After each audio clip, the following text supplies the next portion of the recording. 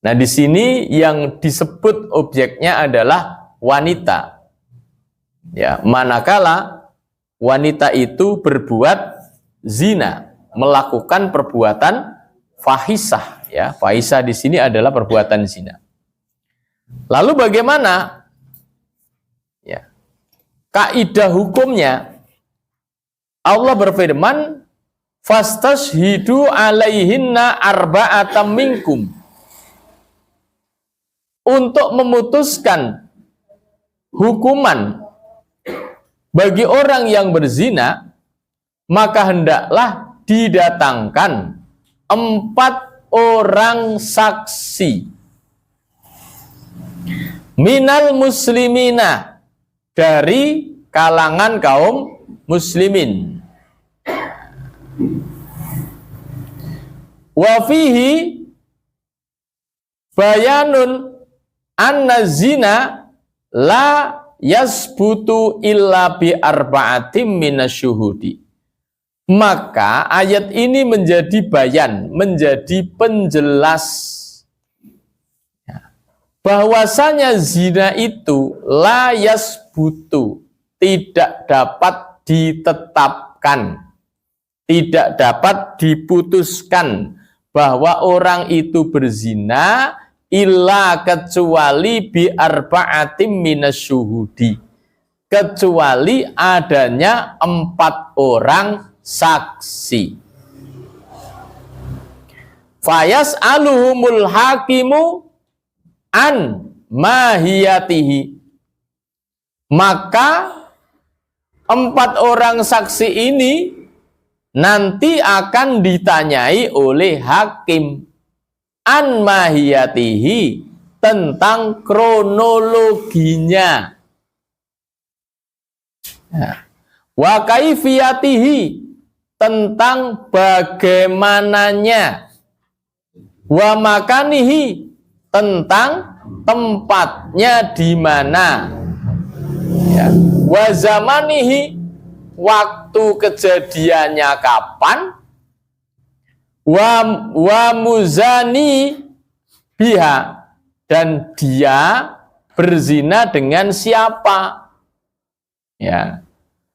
Fa'in bayanuhu, jika 4 orang saksi itu mampu menjelaskan, wa qalu, dan mereka mengatakan ra'ainahu wati'aha,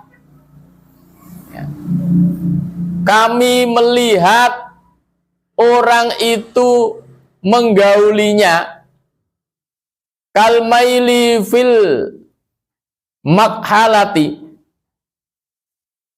ya, seperti, ya, pensil celak. Seperti pensil celak, ya berarti kan ya angel banget ya. Piye. Jadi bener-bener kudu weruh. Gambarannya kayak wong celakan kan kayak pensil celak gitu. Kan angel banget ya. Apa ya kira-kira bisa itu? Ya bisa. Memang Allah menghendaki. Artinya, jamaah rahimakumullah, jadi Islam itu sangat-sangat menjaga kalau persoalan itu 1 berkaitan dengan nyawa, 2 berkaitan dengan kehormatan. Jadi tidak sembarangan yang namanya nyawa manusia itu mudah untuk dihilangkan, dan kehormatan manusia itu mudah dijatuhkan.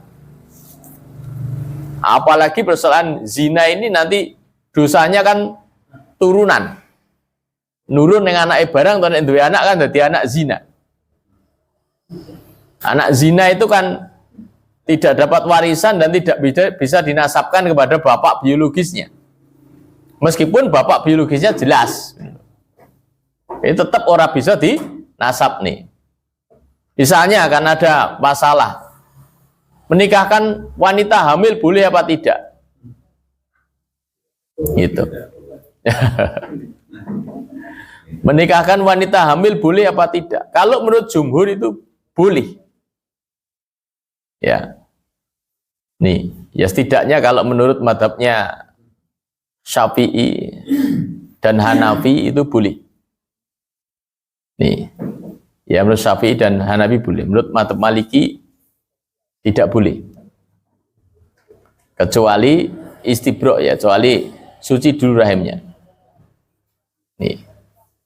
Nah, cuman masalahnya kalau toh boleh, ada beberapa syarat ya. Menurut mazhab Hanafi itu tidak boleh digauli kalau kondisinya hamil sampai kemudian melahirkan. Ya dipikir ngopo.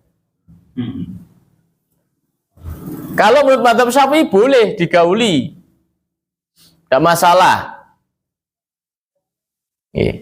Sebab yang menjadikan anak itu menjadi mahram atau bukan, itu airnya, bukan pergaulannya. Paham gak? Itu alasannya mazhab Syafi'i. Artinya misalnya ada orang peteng gitu, dinikahke. Baik itu yang menikah itu yang menghamili atau bukan, menurut mazhab Syafi'i boleh menggauli. Karena faktanya sudah ada anak. Kalau sudah ada anak itu tidak akan anak lagi kan? Gitu. Maka airnya jelas airnya siapa, sehingga tetap semuanya berpendapat ya, empat mazhab itu bahwa anak hasil zina itu tidak bisa dinasabkan. Makanya kan kemudian di KUA itu ada yang dipakai itu fikih apa itu sini, kok lupa saya. Ya, jadi bisa dinikahkan, tapi kalau nanti secara logikanya anak itu tidak mungkin bahwa itu anak si bapak itu dalam suatu proses pernikahan, ya mestinya tidak bisa jadi wali. Itu. Misalnya anak itu lahir 3 bulan sebelum ibunya menikah, ya kan? Jelas itu jelas anak zina kan. Anda mungkin ada anak berusia, ya janin berusia 3 bulan lahir kan tidak ada. Nah, itu maka data walaupun bisa jadi sah yang dipilih. Jadi fikih binnya tidak berlaku. Gimana? Binnya tidak bisa. Termasuk warisan. Iya, masuk warisan tidak bisa mewaris kecuali dari ibunya. Karena walaupun resmi, bagi yang mengikuti pendapat mazhab Syafi'i dari Indonesia pakai itu. Pernikahannya tidak perlu diulang. Beda kalau menurut mazhabnya Maliki, ya toh, itu tidak bisa menikah maka harus diulang. Ya, memang ya beda pendapat, akhirnya kesimpulannya beda kan. Nah ini sah boleh menikah wanita hamil, tapi anaknya tetap tidak bisa menjadi nasab gitu loh kan. Masalahnya kan di situ. Karena statusnya adalah anak zina.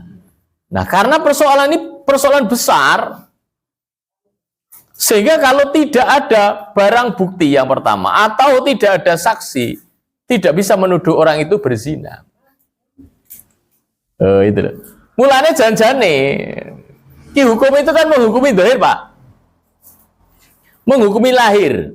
Mulai hukum apa wae sedia kali. Termasuk itu. Berarti nek meneng-menengan ora usah cerita harus apa-apa gitu kan. Itu tidak akan terkena hukum itu. Karena apa? Tidak ada yang berani menuduh, harus mendatangkan 4 orang saksi. Kecuali ada bukti. Buktinya apa? Janin lah gue. Maka KUA biasanya gitu, untuk memastikan bahwa perempuan ini benar-benar tidak hamil, cek dulu kan itu. Cek kehamilan. Apakah kemudian KUA nanti akan menghukumi? Tidak. Gitu loh. Ya toh, tidak, faktanya hanya untuk pemberitahuan. Mas, ke calonnya bojone jenengan hamil dene anu kecelakaan nih. Oh ya gue. Itu tok. Ini.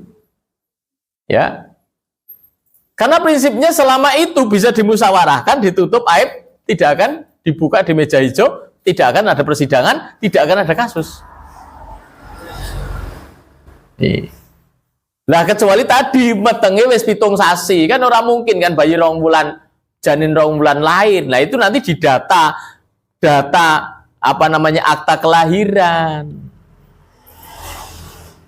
Ketika akan menikahkan kan dilihat tuh surat-surat itu. Oh, lagi bayi 2 bulan lahir iki. Prematur dini, sangat-sangat dini. Nggak bisa. Nah, ini kalau nanti KUA-nya disiplin, gitu, itu bapaknya nggak bisa jadi wali.